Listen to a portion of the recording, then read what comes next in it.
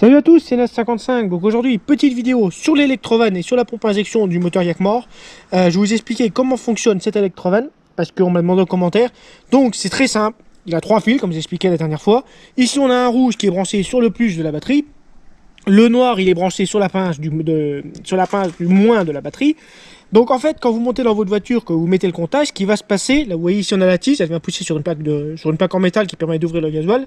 Quand vous mettez le contact sur vos voitures sans permis, ce fil là, en fait, il va faire contact avec le plus. Tac, vous voyez, je ne sais pas si vous avez vu, le bout là il vient de rentrer. Donc là votre électrovan est ouvert, votre voiture va démarrer. Quand vous allez arriver à votre trajet, enfin vous voulez aller avec votre voiture, que vous allez l'arrêter, vous retournez la clé, ce qui va se passer, ça va débrancher le plus de la batterie et l'attaque qui ressort, vous voyez. Donc voilà comment fonctionne l'électrovan, c'est très simple. Vous mettez le contact, donc ça, bon bien sûr ça s'est branché en permanence, hein. Donc vous mettez le contact, ce fil là il va faire contact avec le plus, et le bout là, tac, il rentre. Par contre, jamais le laisser brancher en permanence, parce que ce truc là sinon il devient brûlant. Donc là votre électrovan il reste en position ouverte, ou fermée vu qu'il est rentré, mais bon dans tous les cas, là le gasoil il passe, votre voiture elle démarre, et votre moteur, parfait quoi, ça fonctionne. Une fois que vous arrêtez, vous retournez la clé de contact, vous faites ça, tac, il ressort. Donc là, comment fonctionne l'électrovan. Donc le problème ne vient pas de là. Alors attendez, on va se mettre là. Donc, ça, l'électrovan, ça fonctionne. Le circuit de gasoil, il fonctionne, on va dire, je dirais pas mal, parce que étant donné que ça ne vient pas le retour.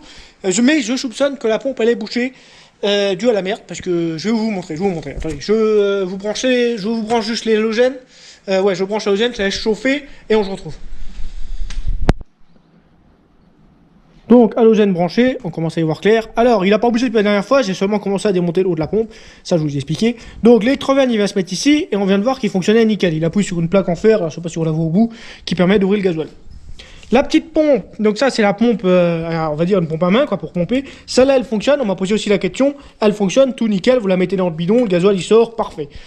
La pompe en elle-même à injection, je dis qu'elle marche, enfin je pense qu'elle fonctionne, étant donné que le gasoil revient pas le retour. D'ailleurs, il me semble qu'on le voit lors de la dernière vidéo, ça sort.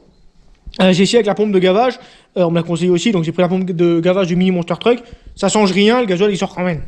Donc là maintenant, je suis en train de démonter le couvercle ici. Bon, pour l'instant il est coincé, je regarderai ça ce soir parce que là j'aurai pas le temps cet après-midi.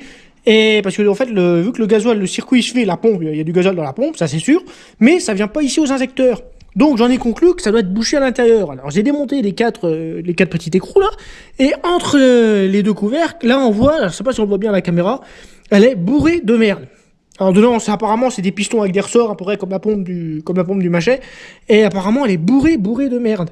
Et parce qu'on voit une espèce de pâte noire, comme du goudron là-dedans, et je pense que le problème vient de là. Mais pour l'instant, ça, bah, c'est coincé.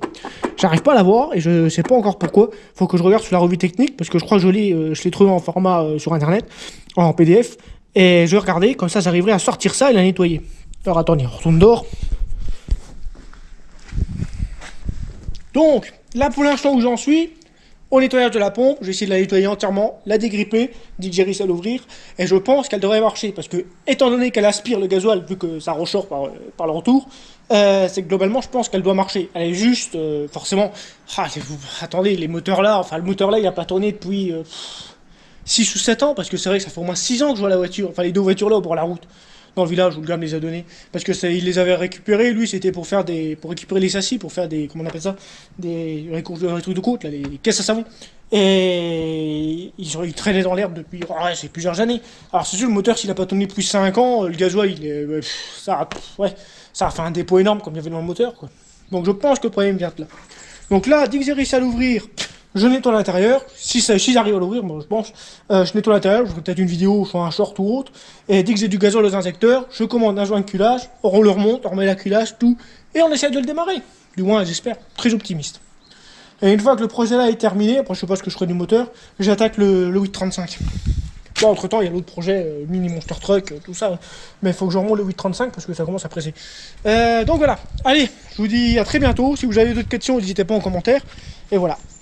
Salut!